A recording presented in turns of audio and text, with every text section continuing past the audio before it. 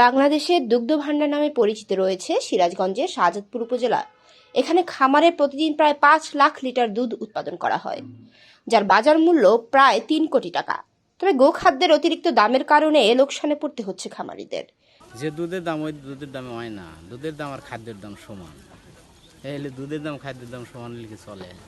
আমার ধরেন যে একটু দুধের দামটা 70 টাকা লিটার হইলে ভালো হয়। এই সমস্ত দুধ তো মিলবিটে যায়, গোশের কাছেও যায়। মিলবিটে কম দাম, মিলবিটে ধরেন যে 80, 52, 53 এরকম, আর গোশের কাছে দিলে 59 টাকা 58 টাকা এরকম দাম দেয়। সিরাজগঞ্জের শাহজাদপুর উপজেলায় বেড়েছে গরু পালন আকাশের নিচে খোলা জায়গায়।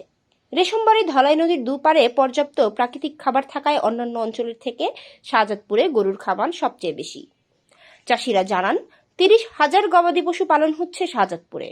প্রতিদিন এখানে প্রায় 5 লাখ লিটার দুধ উৎপাদন হয়, যার বাজার মূল্য প্রায় 3 কোটি টাকা। কিন্তু গোখাদ্যের দাম বেশি হওয়ায় লোকসানে পড়তে হচ্ছে খামারিদের।